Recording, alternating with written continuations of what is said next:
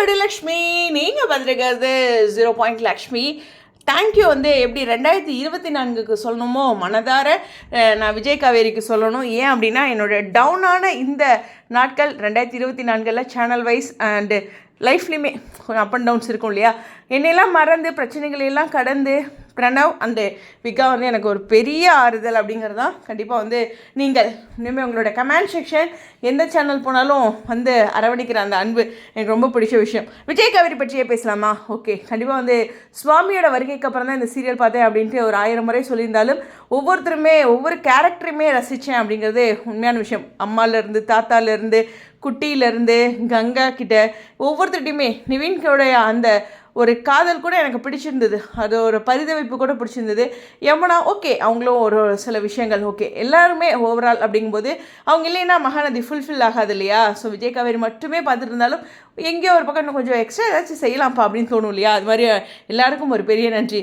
சுவாமி உண்மையுமே சொல்லணுன்னா அவரோட சைடில் ஒரு பிக்மே அப்லோட் ஆகும்போது ஒரு பர்சனலாக அவ்வளோ ஒரு ஹாப்பி ஏற்படும், எனர்ஜெட்டிக். ஆஃப்டர் சித்துக்கு அப்புறம் நான் ஒருத்தர் போஸ்ட் பண்ணி சந்தோஷம் அடைஞ்சேன் அப்படின்னா ஹானஸ்ட்டாக சுவாமி தான். ஏன்னா ரேராக அவர் போஸ்ட் பண்ணுவார், மற்றவங்க நிறைய பேர் பண்ணியிருப்பாங்க, திரவியம் பவித்ரா அப்படின்ட்டு ஒவ்வொருத்தருமே போஸ்ட் பண்ணும்போது ஒரு சந்தோஷம் வரும். ஆனால் இவர் போஸ்ட்டே அதிகம் பண்ண மாட்டார். அவர்கிட்டருந்து ஒரு பெரிய மாற்றம் அப்படிங்கும்போது எனக்கு ரொம்ப சந்தோஷமாக இருந்துச்சு. நிறைய வீடியோஸ்லாம் கொடுத்துருந்தாங்க, நிறையா சாங்ஸ் பாடியிருந்தாங்க, லைவ் அவங்க என்ன பண்ணிகிட்ருக்காங்க அப்படிங்கிறது தெரிஞ்சுக்க அவ்வளோ ஒரு ஆவலாக இருந்துச்சு அப்படிங்கிறது தான். அது மட்டும் இல்லை, ரசிகர்களுக்காக நிறைய விஷயங்கள் அவங்களும் இறங்கி செஞ்சது எனக்கு ஒரு பர்சனலாக ஒரு யூடியூபராக எனக்கு ரொம்ப பிடிச்சிருந்த விஷயம்.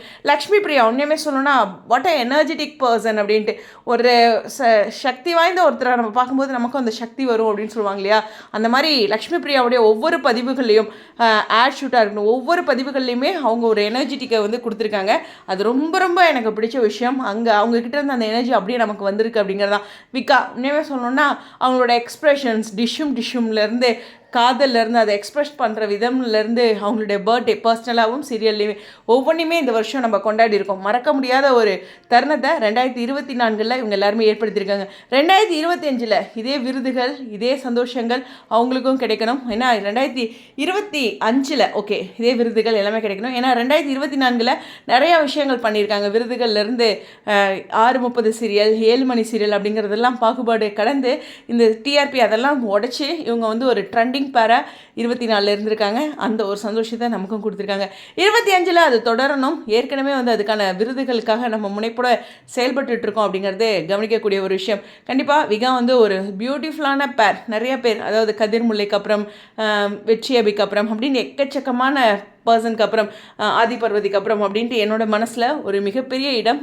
ஒரு சிலருக்கு பார்த்திங்கன்னா இவங்க தான் ஃபஸ்ட்டு தன்னுடைய மனசில் இடம் பிடிச்சாங்க அப்படிங்கிற ஒரு இடத்தையும் பிடிச்சிருப்பாங்க.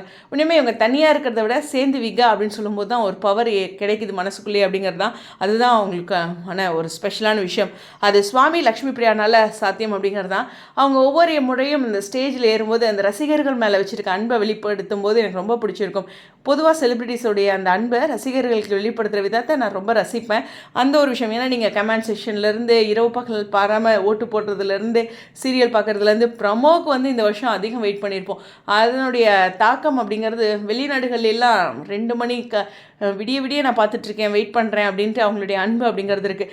அதுக்கான ரியாக்ஷன் அப்படிங்கும்போது டேரக்டர் ரைட்டர் அவங்களாம் கூட ப்ரமோ வரலைனாலும் ஒரு சீனில் நீங்கள் ஹர்ட் ஆயிருந்தாலும் அதுக்கு ஒரு எக்ஸ்ப்ளனேஷன் அப்படின்ட்டு ஒவ்வொரு விஷயங்களும் அவங்களும் பண்ணியிருக்காங்க. ஸோ டெக்னிக்கல் டீமுக்கு ஒரு பெரிய நன்றி.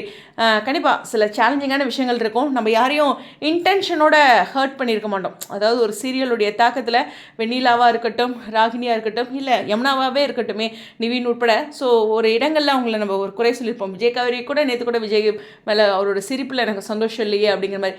அதெல்லாம் இருந்தாலும் அது ஒரு இன்டென்ஷனோட இல்லை, எல்லாமே அன்போட வெளிப்பாடு அப்படிங்கிறது தான். தேங்க்யூ ஃப்ரம் ஹார்ட் உங்களுக்குமே. இந்த 0 லக்ஷ்மி நான் 0லேருந்து என்னை மீண்டு கொண்டு வந்த சேனல் ஸ்டேடியம்.